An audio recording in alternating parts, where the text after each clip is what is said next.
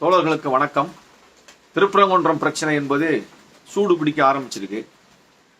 திமுகவை பொறுத்தவரையெல்லாம் இந்த பிரச்சனையில் மதுரை வீரன் என்ற காவல் ஆய்வாளர் கெடாவட்டு என்ற நடவடிக்கையை தடுத்து நிறுத்தும் போதே இந்த பிரச்சனையை அவர்கள் சரியாக கையாண்டிருந்தால் இன்றைக்கு இந்த பிரச்சனை இந்த அளவுக்கு வந்திருக்க வாய்ப்பில்லை. ஆனாலும் பரவாயில்லை.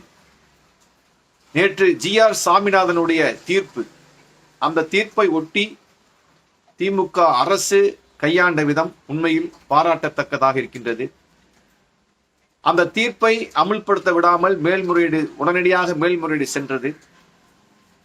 அதன் விளைவாக அவர்கள் எதிர்கொண்ட விஷயம் இன்றைக்கு குறிப்பாக பாராளுமன்றத்தில் மட்டுமல்ல, இந்தியாவின் ஒரு பேசுபொருளாக திருப்பரங்குன்றம் பிரச்சனை என்பது மாறியிருக்கின்றது.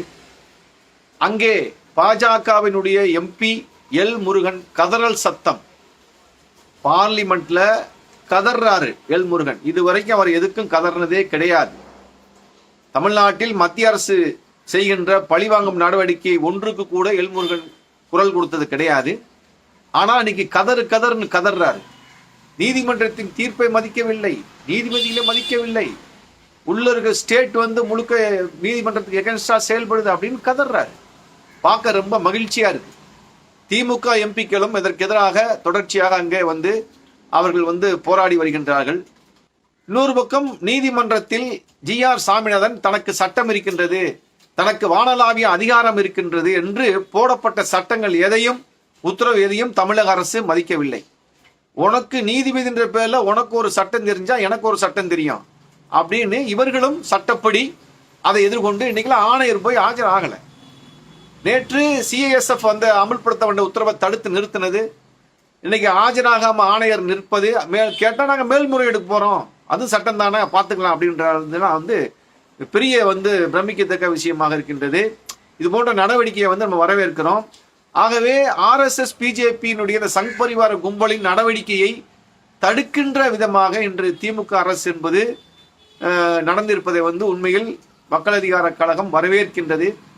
அது மட்டுமல்ல, அங்க இருக்கக்கூடிய பட்டர்கள் எல்லாம் என்ன சொல்றாங்க, பட்டர்கள் தான் அதை பற்றியான அந்த ஆகம விதி இதெல்லாம் தெரிஞ்சவங்களா இருக்கும் போது அவங்க சொல்றாங்க, தீபம் என்பது என்றைக்கு ஏற்ற வேண்டுமோ அன்றைக்கு தான் ஏற்றணும். அதை விட்டு மற்ற நாட்களில் நாங்க தீர்ப்பு அமுல்படுத்தணும் பேர்ல ஏற்றுவது அந்த தீபம் ஏற்றுகின்ற நடவடிக்கைக்கு முரணானது, தவறானது என்று பட்டர்கள் கடிதம் மூலமாக இன்னைக்கு வெளியிட்டிருக்காங்க. இப்ப ஜி.ஆர். சாமிநாதனுடைய அந்த வெஞ்சன்ஸ், அதற்கு எதிரான போராட்டம் என்பது மக்கள் மத்தியில் மட்டுமல்ல, திமுக மத்தியில் மட்டுமல்ல, அனைத்து ஜனநாயக சக்தியின் மத்தியிலும், அங்கே பூசாரிகளாக இருக்கக்கூடிய பட்டர்கள் மத்தியிலும் இன்று எதிர்வினை ஆற்றியிருக்கின்றது. அதை விட முக்கியம், பார்லிமெண்ட்ல இன்னைக்கு மிகப்பெரிய அளவில் இந்த பிரச்சனை பேசு பொருளாக மாறி இருக்கின்றது. இன்று இந்தியா முழுவதுமான ஒரு செய்தியாக ஒரு முதன்மை பெற்றிருப்பது என்பது வரவேற்கத்தக்கது. ஆகவே திருப்பரங்குன்றத்தில் மக்கள் போராட்டம், திருப்பரங்குன்றத்தில் ஜனநாயக சக்திகளின் போராட்டம் வெல்லட்டும் என்று கூறி முடிக்கின்றேன். நன்றி, வணக்கம்.